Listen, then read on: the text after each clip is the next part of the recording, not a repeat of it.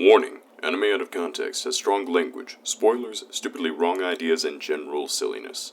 Neither of our hosts are professionals and do not take their opinions as such. Listen at your own discretion, and enjoy.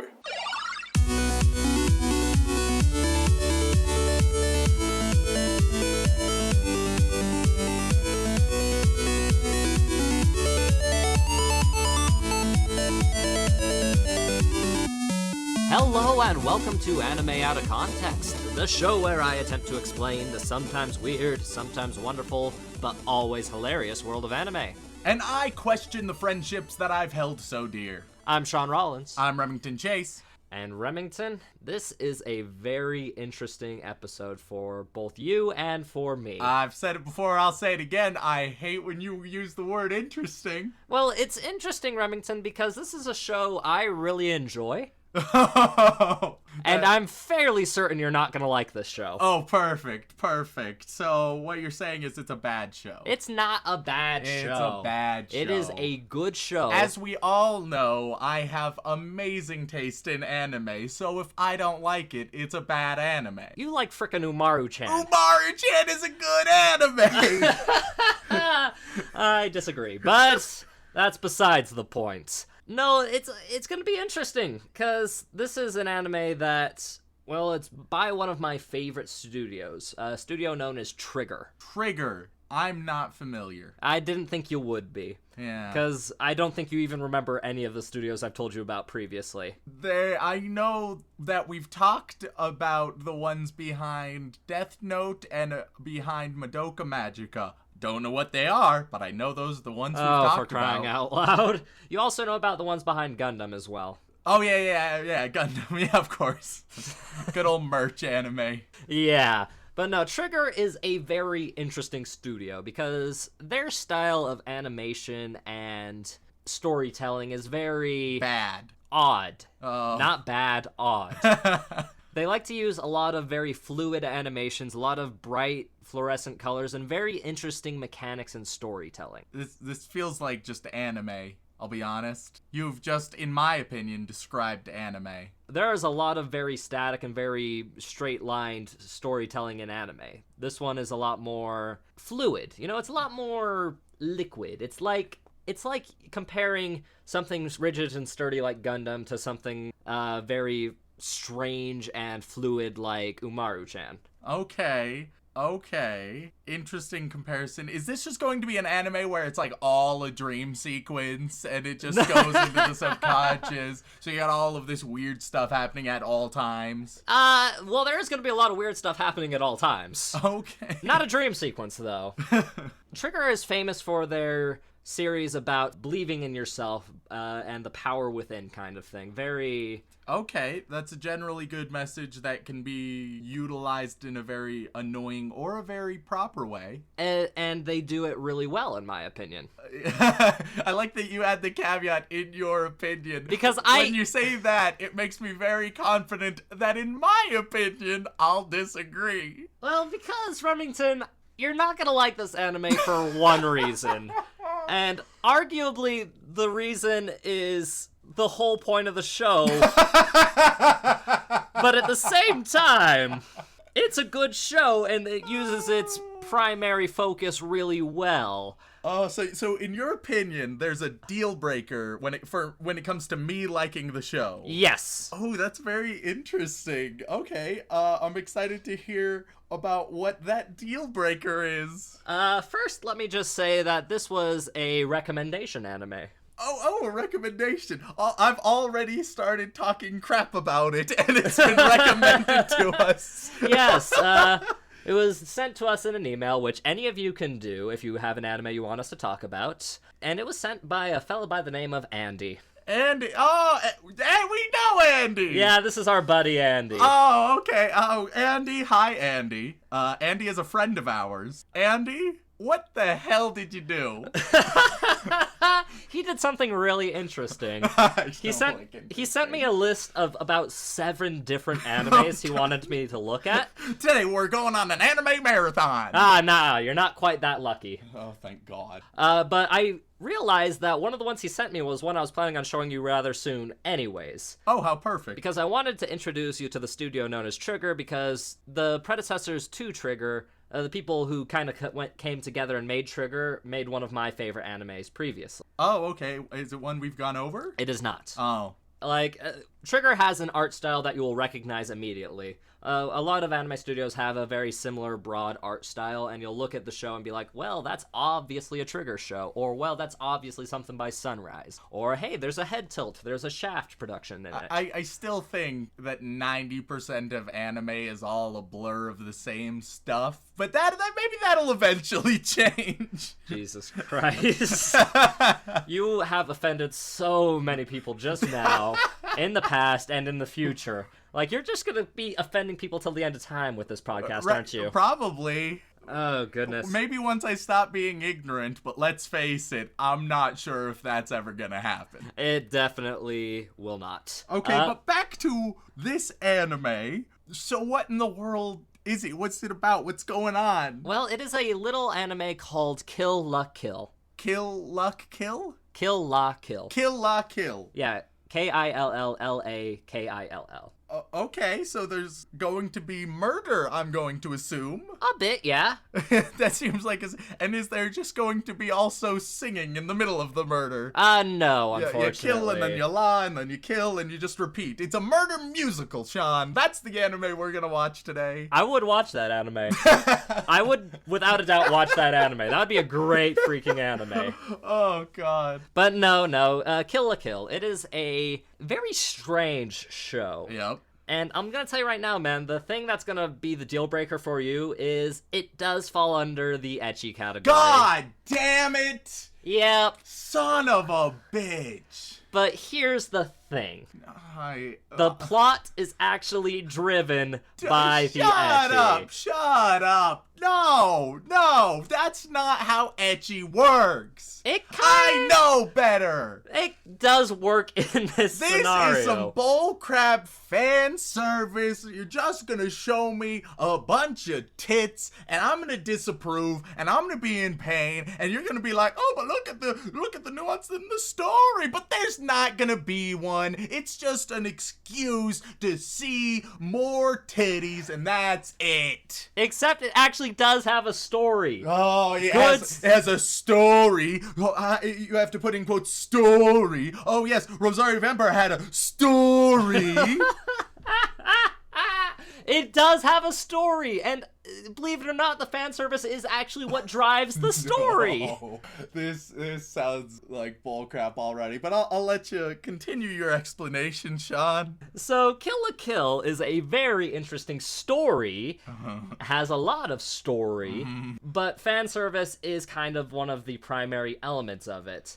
And the fan service isn't exactly there to titillate, which, quite frankly, it will titillate for some because, it's fan service. But by definition, that's what I don't understand. You've said that it's ecchi. You said that it had fan service. By definition, those things are meant to titillate. They're meant to stimulate. They're meant to arouse and be like, ooh, look at all of that, boys. Then you're saying, oh, but it's not for any of the purpose that it's by definition the purpose of. What are you even saying at this point, Shaun? It's all nonsense. We've delved into ecchi absurdity at this point. And that's the thing about this anime. It takes the absurdity to an extreme.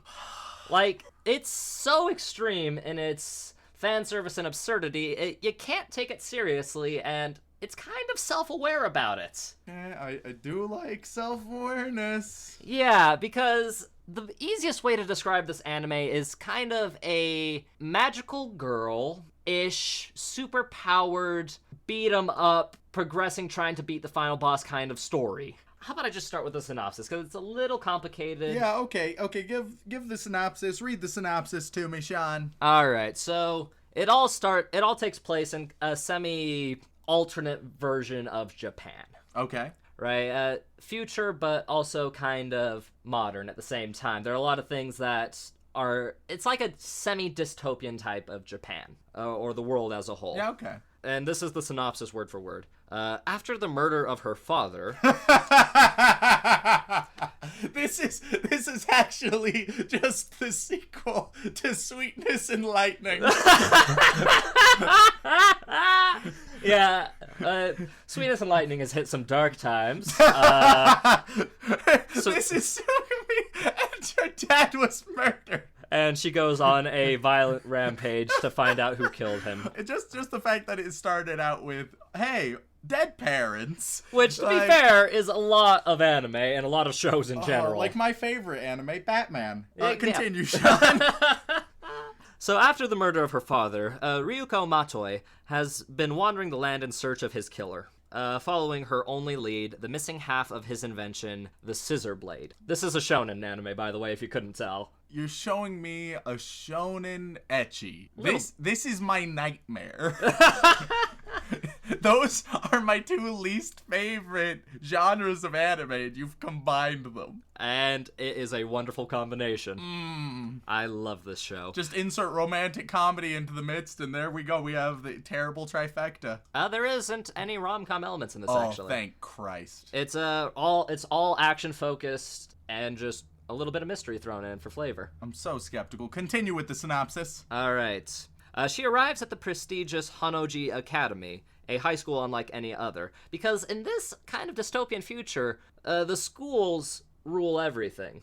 That seems fine. Yeah, no, That seems acceptable. Yeah. An educational dystopia is possibly the best vision of a dystopia. Yeah, and the academy itself is placed at the center of the city and controls all aspects of the city. Okay. And like each individual city is kind of a separate, self-autonomous entity. All right.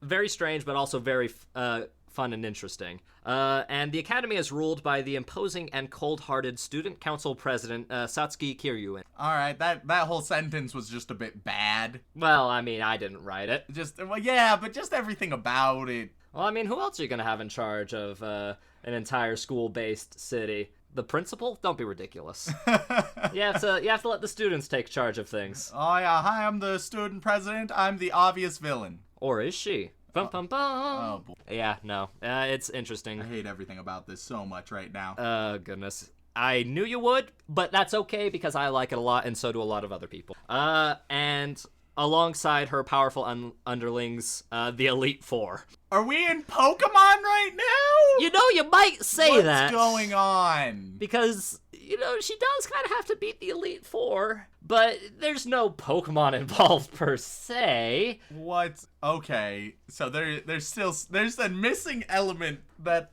has yet to be described, I feel. And I'm very curious as to what that's going to be. So, in the school's brutally competitive hierarchy, Satsuki bestows upon those at the top special clothes called Goku Uniforms. What the hell? Are you messing with me right now? I am not.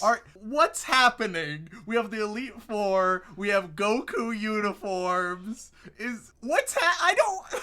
Look, just because... Am I being messed with right now? No, you are not. Just because it's called Goku doesn't mean it has anything to do with Dragon Ball or Dragon Ball Z. I get the thought process you're going through, but it literally has nothing to do with that. Okay. And these uniforms give the wearers unique superhuman abilities and powers. Okay, cool. And after being thoroughly beaten in a fight against one of these students in uniform, Ryoko retreats to her raised home where she stumbles across Senketsu, a rare and sentient kamui. What the hell is a kamui? God clothes. Okay. That's the direct translation there, because kami is God and, you know... Oh, okay, so I understand so... It's, oh wow, look, I have the sexiest uniform, and that means I have the best god powers. No, don't accept that. That's bullshit. No. I mean, you're no. Look, Remington, look. That's kind of right, and also kind of wrong. Duh. And, of course, the clothes are sentient, they awaken, they latch onto her, and provide her with immense power. And now armed with Senketsu, and the Scissor Blade, Ryoko makes a stand against the Elite Four, hoping to reach Satsuki and uncover the culprit behind her father's murder once and for all. I hate everything. It's a good show! It doesn't sound like a good show. It is a really good show. Oh, I'm so skeptical, Shaun. Because this show came out about a year after bombs of shows like Sword Art Online and things like that came out. So a lot of shows that had a lot of problems that people really hated, but for some reason were super popular. You say a year after, as if that's still the same generation of shows as far as I'm concerned. Yes, but there was a period of time where people thought, oh god, where is anime going? It's going just downhill. It's just a bunch of crap and trash. And a lot of people consider Kill la Kill to be an anime that kind of saved anime as a whole. What the hell? Yeah, because it was colorful, it was vibrant, it was action-packed, it had a very interesting world, a very interesting set of characters and story, and rather strange views on perspective and power and self-fulfilling. There are so few times I've been this pessimistic about an anime. Yeah, and I knew you would be, because as soon as I mentioned the ecchi tag, you were gonna be like, nope! Yeah! Of course! Shaun? Yes? We're talking about a bunch of people going to school. I have a very important question, Shaun. Yes, Remington? How old are the main characters, Shaun? 17 and 18. I'm pushing a little bit, but I'll accept that. Mm-hmm. Could be much worse. The main character, Ryoko, is 17. And her fellow classmates are 17, but the head of the student council president is 18, and as is her companions and compatriots, the Elite Four. Okay. Could be much worse. It could be. And quite frankly, the interesting thing about this show is that the fan service is so equal and so excessive that you kind of forget it's fan service halfway through. No, but, see, the thing about this show is there's just so much sexy bull crap. There's so much that it's really negligible. I mean, the show is basically 100% sexy bull crap, and so you hardly even know that it's all sexy bull crap. The strange thing is, Remington. No, that's not good reason. That's not how it works. It kind of is, though, because, you know, yeah, they get power from their clothing through believing in themselves as a whole and trusting themselves. This is the stupidest thing I have ever heard in my life. It is so stupid, but at the same time, it's so good. It is a wonderful show. Maybe I'll come around and I'll change my mind and things will be drastically different, but I'm very skeptical. I don't think they will. Yeah, I'll go in with an open mind, but it's making that hard. It's just a really good show, and the average rating for this is about 8.5. Oh, jeez. But the ratings don't mean anything to me because we've established many times I have no faith in the anime community and their rankings. I mean, fair, but at the same time, it's a really good show, Remington. Like, say what you will about excessive fan service, but this show honestly uses it very well. Like, they actually have plot-based reasons for using it, which most fan service-based shows don't have. Or if they do, they are very superficial and very, shallow. They are your typical ecchi type stories, like Rosario Vampire. And, like, the only reason this has the ecchi category is because of how much fan service it has. You're saying, oh no, this is a different kind of ecchi. The only reason this is ecchi is because it's super sexual. Yeah! Because that's the definition! You can't be like, oh no, the only reason it's ecchi is because it has so much ecchi. You don't need to make assumptions about that. Yes, I can! Like I said, Remington, the real barrier for liking this show is pushing past the fan service. But that's what it is! The show itself is so much more than just fan service. It really is. And Trigger likes to do this thing where it'll take a concept and it'll blow it completely out of proportion. They do like having a lot of ecchi style things because it does bring people in, but at the same time, they do tell fairly interesting and intuitive stories. This one starts out a little slow. I don't know if it passes the 3-episode test. You're already making excuses for it when I make valid complaints, and you'll be like, oh, but it gets better, and I'll be tearing it apart bit by bit, and you'll be like, oh, but it gets better. Oh, but it's not just ecchi. You're making so many excuses because deep down, Shaun, you know this is going to be trash, and I think all of our listeners, they know. Everybody's just in denial. They're making me out to be the crazy one here. I'm not the crazy one. I'm the only one talking any damn sense around here. How's that tinfoil hat fit you, bud? Very comfortably. It's a good show, Remington, I swear. The first 3 episodes are action-packed and very interesting, and I love this show, Remington. That is literally the biggest barrier is, can you push past the fan service? And most people can. Can you push past what the show is? That's what you're telling to do, Shaun. The show is not purely fan service. It's like, the baseline is fan service, right? But then they build on top of that and use every good element from an ecchi genre, which there are good elements in the ecchi genre. I'm telling you that right now. Fundamentally contradictory. So we've talked quite a bit about all of this idea. What about the actual characters? So I'm assuming the main girl, she sounds edgy as all hell. Just, oh, I'm avenging the death of my father. That sounds pretty dark, brooding. That's gonna be my guess about her. You're not too far off. Yeah, alright, boom. Yeah, she's kind of your tomboy tough girl type of character. Wow, how creative. I've never heard that before. Well, yeah, at least it's not a bland male protagonist. Oh, no, this will be a bland female protagonist, but she'll have hot boobs. Yeah, it's actually pretty modest. Well, her figure is, at least. The outfit's not so much. All right, and then you have the student president, Satsuki Kiryuin. and she's going to be your elitist bitch. Yes. Yeah, all right, fantastic. Then you said the clothes were sentient. Hers are, yes. Yeah, hers are. There are a few different routes they can go. Let's see. You haven't mentioned comedic elements. Otherwise, I would assume that the clothes would be the comedic element. There is actually a lot of comedy in this show. Okay, then I'm gonna guess that the clothes are a comedic element. How so? Yeah, since you're doing these vast predictions right now. I mean, the most straightforward route would be that it's like either perverted or just super into fashion. Those would be the most straightforward routes for very bad comedy. It doesn't do either of those. Oh, okay.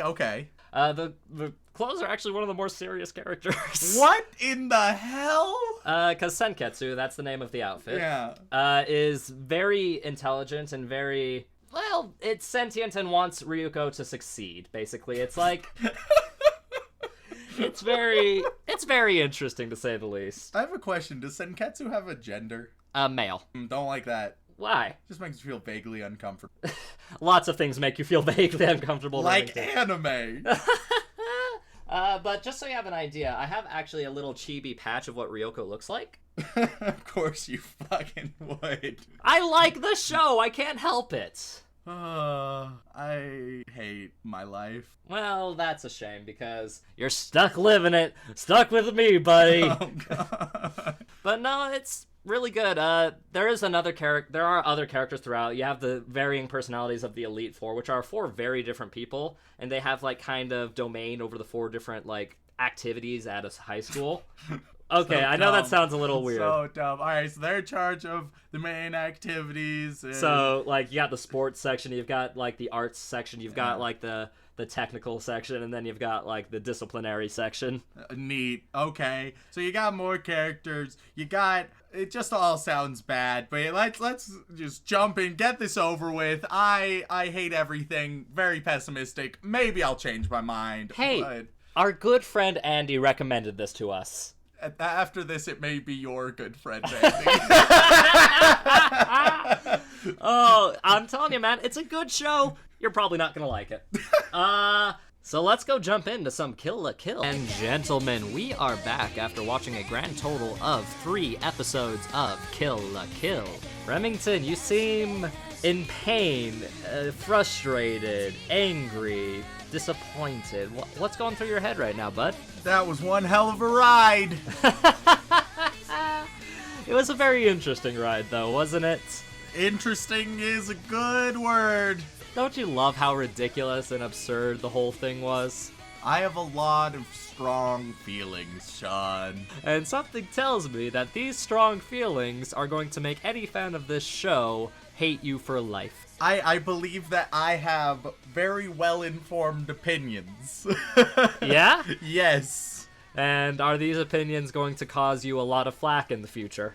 Don't they all? Usually, yes. So, Remington, what's going through your head right now? What do you think of Kill la Kill? Oh, I have so many thoughts and feelings that we're really just gonna have to break it down step by step. Episode by episode? Yep. All right, let's start from the beginning. Episode 1, the scene opens up on the Hanoji Academy. You go in, you Immediate Nazis. Well, it was a history class. Yeah, but it's talking very deliberately about Nazis, and Nazis are a minor motif of the show. Well, only a little bit. Heavy totalitarian military views for certain. Yeah, they're definitely like, oh, by the way, Nazis and Hitler. By the way, Nazis, Hitler. Have you heard about Nazis and Hitler? They've only mentioned it twice. Yeah, but each time it was very, very blatant foreshadowing. Like, it was not subtle about it. I mean, what else are you going to talk about in history class? That's the only thing that's ever happened historically is Nazis. Yeah, that's the biggest thing I can think of. Oh, man. But already, a very strong start. It's not to say whether I liked it or disliked it, but it was very powerful. It's a very heavy way to start. And if you think, well, okay, Nazis, that's great. What happens next is even more ridiculous. It's a very strange beginning because you have this guy who turns into a giant homunculus who pops into a classroom and is like, who's trying to ruin the academy? And everyone's just looking around, and then this one kid is like, oh god, it's me! And he drops a smoke bomb, a tear gas bomb, as it were, and he starts running away. And the art style changes like 5 times, and then the huge guy catches up to the little guy. The little guy stole just a costume, a 1-star costume. Goku uniform, yes. Yeah, and so he puts it on, and he gets super powerful, but of course he gets his ass kicked because the other guy, he has a 3-star costume. Oh! Yeah, setting up the power levels nice and early. And it was a really weird, erratic chain of events to start off with. Like, it was very hard to process everything that was happening. And that's why I love it, because it's so ridiculous. Oh, it was something. It was something. And yeah, no, after the student gets his ass kicked, he straight up gets murdered. Yeah, he gets murdered in naked form. Yep. One thing, this is an interesting note, but one thing that I did appreciate is they didn't just make the girls sexy. They sexualized the men as well, because so far, every single time we have ever seen any fan service, it's been female. And I did tell you from the beginning, as far as fan service in the show goes, nobody is exempt. Absolutely nobody. Which, it was nice that it just wasn't as...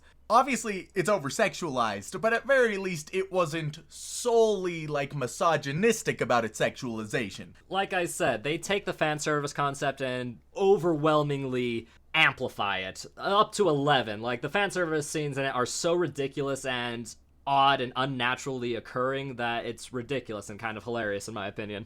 And then you get introduced to the main girl, and she's going to the school, etc., etc. She gets introduced to everything. Yep, Ryoko Matoi. Yeah, good old Ryoko, and she just sees the hanging corpse of the thief just right at the front of the school. Just good old pirate style, where it's like, hey, which was not expected by me. No, you didn't expect, a bunch of high schoolers to just straight up murder a dude for stealing something? No, it got rather intense, but I mean, I can appreciate surprising intense decisions. And so she gets there, and a bunch of miscellaneous happens. I thought there were very strong visuals throughout the entire show. I thought it did decently on visual styles. Yeah, that's what Trigger is actually famous for, is their fairly unique take on art and cinematography. Yeah. They have a lot of different color changes, a lot of different angles that are interesting to look at, as well as different styles of combat animation. But I'm not sure And when I say I'm not sure, this isn't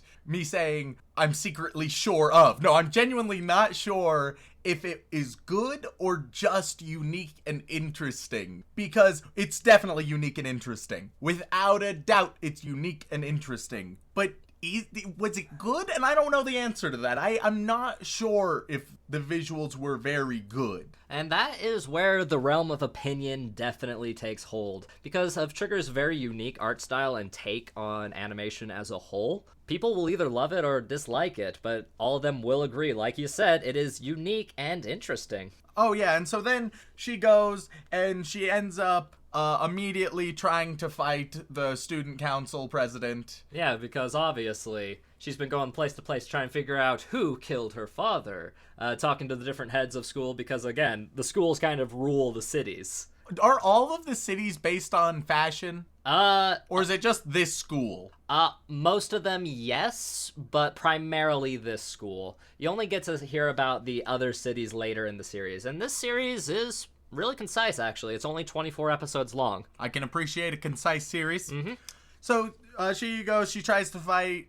Then she gets her ass whooped by President and minions. Yes, specifically one of the minions, the head of the boxing club, intercepts her attempt to try and interrogate Satsuki. Yeah, the boxing guy comes up and he's like, I'm a boxer. This is my boxing outfit, because boxing, get it? It's essentially like if there's a club with a specific outfit, then they're going to have that club and they're going to be wearing that outfit, and that's it. Yeah, it does stay in line with the idea of the school hierarchy being in charge. So, of course, the people who are higher up than just the standard students are the captains of clubs. Yep. And so she gets her ass utterly whooped. She ends up going back to her old mansion, I think it was. Yes, that had been destroyed when her father was murdered. Yeah, and so she can look at some photos that are still standing, apparently. I mean, you'd be surprised what can survive a fire. In such pristine condition. And so then she falls down a trap door. That was activated by the teacher. Yeah, why there was a trap door, I feel like that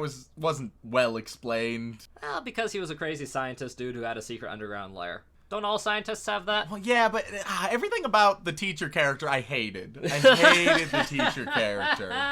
I think you're kind of supposed to dislike him, honestly. Oh, but at man. the same, because of how ridiculous he is. And that's what this show is. But he's not fun ridiculous. I just want him off my screen.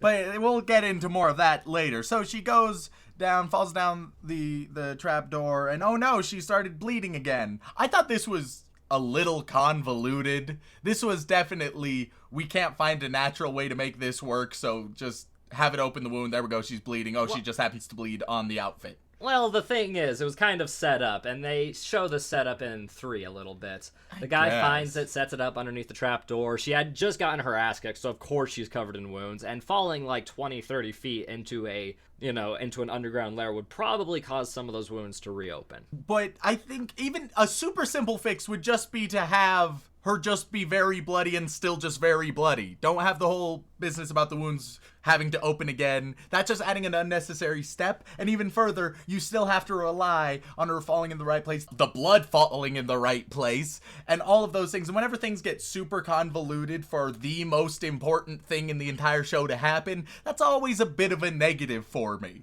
I mean, that is understandable, but it was set up right underneath where she landed. Yes, but nonetheless, all of the stars still had to align. It was a convoluted plan that through a convoluted method worked picture perfectly, and I hate when that's the case, especially when it's literally the most important thing. Surely, you should be able to think through your most important inciting incident a little bit more cleverly, but they didn't, and a lot of shows do this, and it's definitely not the worst gripe in the world, but I think it's a gripe, and I think that it's a very valid one. Yeah, so after she bleeds on the outfit comes alive. It becomes sentient and thirsty for more blood because these outfits are powered by blood. And then, of course, you get hardcore rapey undertones. Well, I mean, it's not super... It's super rapey. I mean, it just wants to be worn. Clothing wants to be worn. Doesn't that make sense?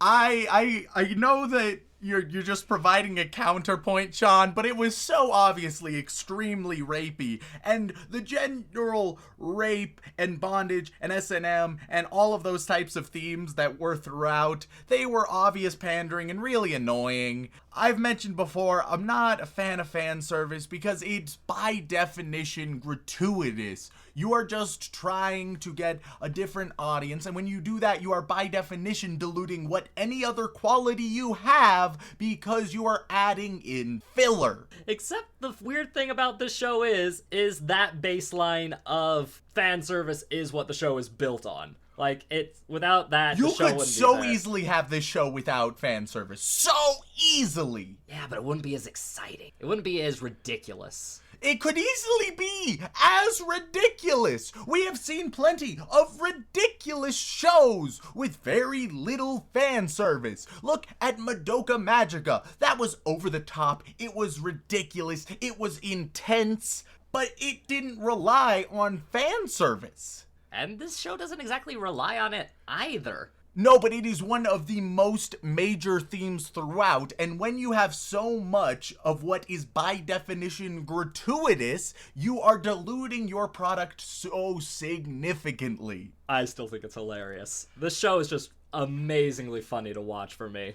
I thought that there were some decent comedic moments both visually and through the writing. I thought that those moments had a lot of strong potential, but it does go back to the fact that they were significantly diluted. But that essentially is the end of episode 1. She gets the super powerful godlike outfit, which I'm also never a fan of. Congratulations, you've just maxed out, you've leveled up completely, you've reached the peak, and I understand she's going to gradually grow powerful for every single shirt she tears off of somebody. I get it. Yeah, I understand she's gonna get more powerful. But when you just have an automatic skip ahead so massively, I'm never a fan of those types of things because, yet again, they seem a bit lazy. That is understandable, but they actually do conflict fairly well in this show because Ryuko gets her ass kicked most of the time. Like, she'll usually come back and have a way of beating them, whether it's through a convoluted competition or whether it's just underhanded attack, which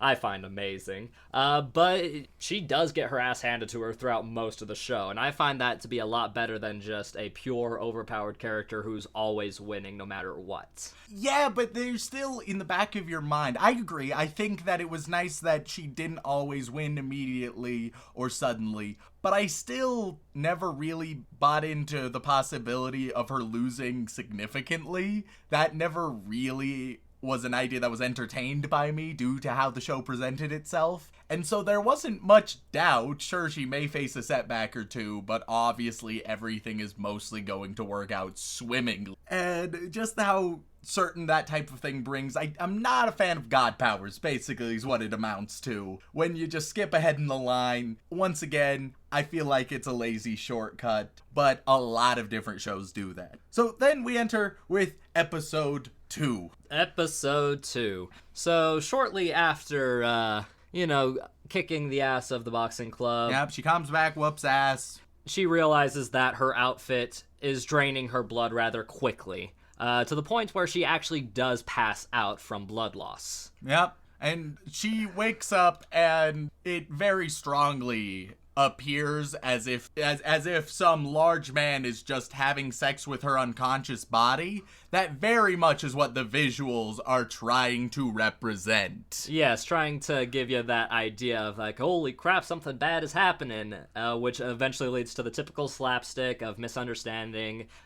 She punches the shite out of the guy who's above her. It turns out that the guy is a doctor and the father of the only person that has had a semi-positive relationship with Ryoko, the sidekick character Mako Mankan Shoku. Alright, so let's talk about Mako for a minute. We didn't talk about her in episode 1. She just sort of showed up and she was half relevant. But she really becomes relevant from this point forward. Yes. So she is an extremely annoying, over-the-top, in-your-face character. Also, possibly one of the more interesting parts of the show generally. because she is definitely the most ridiculous thing in the show. I would say that most of the good comedic moments come from or because of her. Yes. Just the fact that she's essentially an object. She'll be just moved around. She'll be smacked. She'll be hit. She'll be thrown everywhere. She just sort of exists. She's like a subhuman comedic object in the show, basically. I thought that she was probably one of my favorite parts of the show, frankly.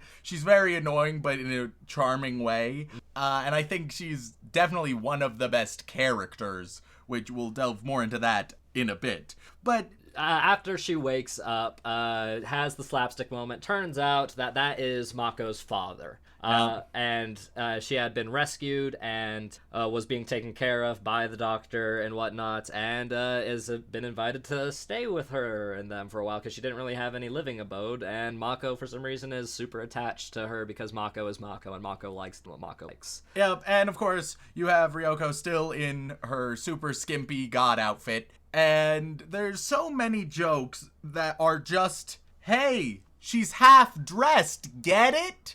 Guys, did you notice that she's not wearing much clothing? Get it? And those were all terrible. There was not a single funny joke of that, but it kept doing the same joke. Ha ha ha, she's not fully dressed. Ha ha ha. No, it was never funny. Yet again, it had potential where it had really nice visual and dialogue comedic moments. But then it would just fill attempted comedic moments with this bullshit, and it failed miserably. A lot of people do find it funny, though. Not me personally. Yeah, those are the same people who watch Kuroko no Basket and are like, oh, he is short, isn't he? Yeah, no, I agree. Those jokes are the ones that fall flat the most. And But it's also around this time where we are introduced to the best character, bar none. Oh, God. So, in Mako's family, there are your typical family members. You've got the father who's... Doesn't matter. You've, the doctor-type character. You've got the little brother Doesn't who's matter. a little obnoxious pervert. You got Mako herself. Mildly matters. Yes, and then you've got Mako's mother, who is just a ditzy, also Mako. Doesn't matter. And then you have the character that is the only character in this entire show that Remington properly cares about. Their pet dog, Guts. Oh, he's so cute! He's a pug in, like, pajamas, and I love him so much. Even though he's just as perverted as the rest of the family. Don't you put your human vices on this good boy, Shaun. Guts is a good boy. He will forever be a good boy, and I love him. He was literally with the other men in the family, peeping on Ryoko while she was changing. Dogs always peeking on you when they're changing. That's what they do, because they care about you. He's a good boy. I love Guts. Guts is amazing. What about the little clip I showed you in episode 4 where the dog sees Ryoko in her panties and has a massive nosebleed? Don't put your human vices on my good boy, Shaun. He's a good boy. I'm not going to hear anything else but that he is a good boy. Something smells like bias. He's so cute, though. But yeah, no, Guts the dog, who is just a little monstrosity pug who doesn't bark, he just goes, Guts! Guts! Like, that's his bark. And as soon as he appeared on screen, Remington was in love. I love him so much. You moe a piece of trash. But yeah, gets introduced to the family. They go back up to school. And as they're talking, saying, Mako's like, hey, yeah, you can come live with us because we really enjoy this. And then out of nowhere, she gets hit in the face by like 1,000 tennis balls. One of the best comedic moments that this show had. It was very strong. She was just talking, bunch of tennis balls hit her face. She just continues talking, bunch of tennis balls hit her face. She still just continues talking. Her face is just real messed up at this point, and bunch more come. Her entire face becomes one big bruise. That's it. That's her entire face. It was ridiculous and silly, and I really enjoyed it. Yeah, Mako is what you'd call a dramatical idiot. Oh, yeah. And then they're introduced to the tennis club, and it's like, oh, man, here's the tennis club. And the tennis club does what it does. And then eventually, Ryuko ends up passing out because, of course, she does. Yeah, because her outfit won't activate. She can't figure out why it won't activate. She gets knocked off a cliff, falls into a sewer line, and gets rescued again after passing out. Yeah. And the character she gets rescued by this time is Remington's least favorite character, from what I can tell. It is her homeroom teacher, who is, quite frankly, a strange, perverted man. Yeah. Were you guys missing those rape and S&M themes? Oh, don't you worry. They're right back here now. Nice and strong, nice and blatant. And after she gets rescued, he starts to try and explain why things are going the way they are, all the while clothes are just falling off of him. He's like not even purposefully stripping, they just kind of fall off of them. Oh yeah, and of course she has no clothes on. She just has a blanket because he undressed her, which is not okay for numerous reasons. Well, the reason he did it was so that he could activate Senketsu without it, latching on and sucking more of her blood. I don't need any bullshit explanations. You can say that's why it happened in the story,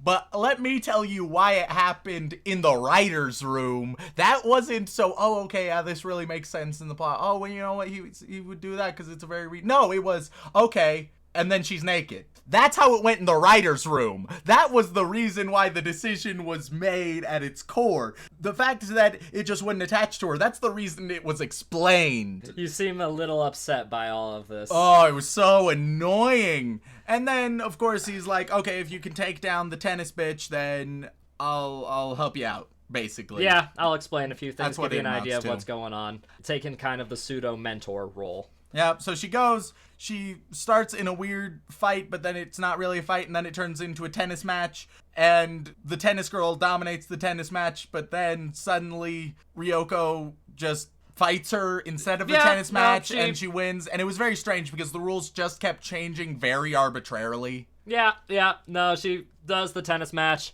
has a hard time with the whole tennis ordeal, decides to turn her scissor blade into a tennis racket, which works, and then she gets a little too hot-blooded and just straight up beats the shite out of her. It really felt like they just did one draft of the writing of this episode, because at first it was like, all right, we're gonna fight. No, we're not gonna fight. What we're gonna do is tennis. No, we're not gonna do tennis. We're gonna fight. And none of the reasoning was ever really strongly explained. And every time it was based on she had to win against the tennis girl. First win in a fight. No, then win in tennis. But no, she didn't win in tennis. She just beat her up. Oh, but don't worry, that's a win because the student president said it was a win. Why did she say it was a win? Don't worry, just vague nebulous reasons. It's a win. Don't worry, it's a win. It was really convoluted and stupid and not well motivated in any way. Really, the only motivation present is the fact that Satsuki Kiryuin wants to be entertained. It's the entertainment factor. Which is a really annoying motivation. You can have this motivation if you're literally the Joker from Batman. Makes sense, very well justified, completely understand where your head is at. But so often it happens where you just have a character and it's like, oh man, the villain could easily win. Oh no, but they're not going to kill the hero. They're not going to stop things. They're going to give everything to the hero because they finally want a good fight, or they finally want some enjoyment, or blah blah blah, stupid reason. And it's always just, oh no, we needed a reason why they wouldn't literally just kill the hero, because otherwise they obviously kill the hero. And this is not the only moment where this exact thing happens. It's almost always a bad motivation just because you need your hero to live and they really should die based on what's happened in the story. Yeah, a little bit, but I'll say this much, and I know you hate the phrase, but later in the series... God damn it. Later in the series, things take a bit more of a serious turn, and there are people actively trying to kill her. Like, actively, because... But they had so many opportunities to already kill her. Yeah, but Satsuki Kiryuin doesn't seem to care about killing her. Yeah, because it's convenient to the plot. That's it. It's not like she's even a strong character. Both her and Ryoko are not good characters. They are very, very one-dimensional. Sometimes they have good dialogue, but when it comes to who they are as characters, there's very little there. Yeah? Well, no disagreements? I'm glad that you agree with me then. Well, just as someone who's seen the whole series, I do disagree. Just because there's character development in this show, unlike a lot of other shows. Yes, but if you're a good show, you should be able to immediately establish a good character, rather than hope to eventually have a good character, maybe. A lot of people like the characters as they are at the beginning. And plenty of people like one-dimensional characters. That's fine, but they lack depth. But nonetheless, that's how episode 2 finishes. And then we get into episode 3, which just wasn't super interesting. Really, because that is one of the episodes where a lot of people were hooked on the show. Really? Oh, yeah, because Why? it had a dramatical skip from just the straight-up fighting, the lackeys, the 2-star level players, all the way up to having a fight with Satsuki herself. I guess. And the dramatic fight that goes between them and unlocking Senketsu's true potential, which is what that was about. Because Satsuki has a Kamui of her own. Yeah, the whole episode is Sakatsuki gets a Kamui, and then they fight with the Kamuis, and then Ryoko learns how to use hers better, and then they fight more. And then, yet again, we get another moment where Ryoko could just be killed, she could be murdered, she's lost,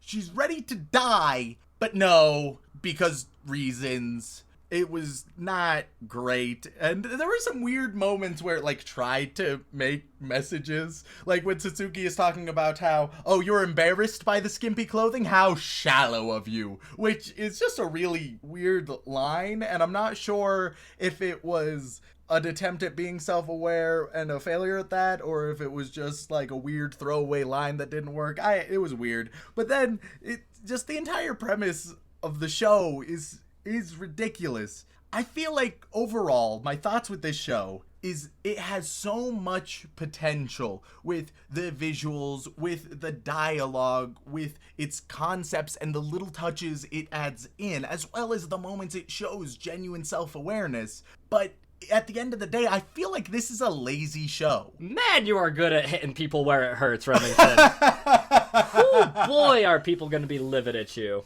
I'm going to stand by it. It's lazy in the most obvious way. Everything involved with the ecchi everything, I think, is just lazy. I'm not even ridiculously against sexuality when it's included properly, but the way that it's included is just lazy. It isn't well thought out. It's forced into the plot. It dilutes everything, as I've already talked about. And then we can get into the comedy, which occasionally was really good, but occasionally was lazy. The pacing, occasionally really good, but often very lazy. The reasons and the motivations for things that happen, occasionally good, but so lazy, so often. I feel like if they put in more sincere effort thinking things through, then it would be an amazing show. But it's not. I will say this, the most dreaded phrase you ever hear, it does get so much better later. What you have to understand, Remington, is that when it comes to anime as a whole, there are several series that most of their value is derived from finishing the entire thing. And the problem with that is that most people don't always have the time to finish something. And one of the big problems of anime pre-2012 type timeline is it was a pain in the butt to try and find an anime to watch because there were no dedicated streaming services with legitimate licenses. A lot of downloads were filled with viruses. Pirating it was very difficult. Fan subs were often wrong and hard to really understand or get the point across. Watching anime was difficult, so you'd always want to find a show and dedicate yourself to that show. So what a lot of people would do is they would watch a lot of shows and then recommend it to others, and the cascade effect would happen, and people would give the show a full watch through. And that is good for a lot of shows because shows like... Now, it's going to be a bit sacrilegious to compare the two because a lot of people will definitely hate. Cowboy Bebop, for example, which is arguably one of the best anime of all time, is a lot like this in the same way. Because Cowboy Bebop is great throughout, but its true value and amazingness shines when you finish the series. But here's the thing, Shaun, and I'm going to apply this very strongly to Kill la Kill. There are so many fantastic shows out there, and so many way better anime out there, that sure, it may get good by the end, but when you compare it to much better things, your time is better spent watching something else, where something that will be consistently good, something that will be consistently great all throughout from the beginning. It won't have such unnecessary filler. It won't waste your time. We live in a time where there's so many options out there that you don't need to settle for mediocre, and Kill la Kill is mediocre. Jesus Christ, man. One of these days, there are just going to be people lined up outside my home, pitchforks and torches in hand, and are going to come after you for insulting their waifu. I'm not worried. I'm not concerned. I can take some anime fans. Some? I can take a handful, and with an anime mob, I'll just throw some body pillows out there as a distraction. Run, it'll be fine. Oh God, we are so going to get murdered. It will be in the local news and everything. Our corpses will be strung up like the one students in the beginning of this show, with just a sign hanging out saying, "These guys insulted all waifus." Except we'll be much more justified in our actions. I don't know if that's true or not. But yeah, no, man. People love this show because of how ridiculous it gets. And yeah, the fan service is gratuitous and over the top and ridiculous. And that's probably where a lot of people think the enjoyment in the show lies, is in how stupidly ridiculous the show gets. And that is the case for a lot of anime as well. There's a couple anime that I'd love to show you that I know you're gonna dislike. Oh, God. Just based on the ridiculous factor alone. Because some of them are just straight up bizarre. I've been a big fan of bizarre and ridiculous. Madoka Magica Umaru-chan, both so ridiculous, over the top. They took things way too far in a very proper way. This just didn't. My problem isn't absurdity. I tend to like it. But at the end of the day, this didn't work for me. Fair enough, Remington, fair enough. I still like the show. I know it's a little trashy, but I still like the show because it is so fun. I'll still love you even though you're wrong, Shaun. I don't know that's true at all. So, Remington, I have to ask, want to watch some more Kill la Kill with me? Oh, I'd rather not. Well, we'll have to see. Thank you all so much for tuning in. We really appreciate it. If for some reason you'd like to let us know how you feel, you can drop a review on whatever platform you listen to us on, whether it be Podbean, Stitcher, Apple Podcasts, anything really. And if you would like to contact us directly, whether it be for feedback, comments, questions, concerns, recommendations, or anything else, you can send an email over onto animeoutofcontext@gmail.com. A lot of you guys have been emailing, and you guys are so kind, so flattering, and there have been awesome recommendations. Thank you so much, and keep it up. We do really appreciate it. And that goes for anime you want us to return to as well. We have recently released a couple episodes on animes we've already talked about. So if there's an anime that we've talked about that you want to hear more about, or just have Remington suffer a bit more through, which I would enjoy. I don't think he would, but I would enjoy it. Then throw those in the emails as well. But once again, thank you so much for tuning in, and guys, don't lose your way.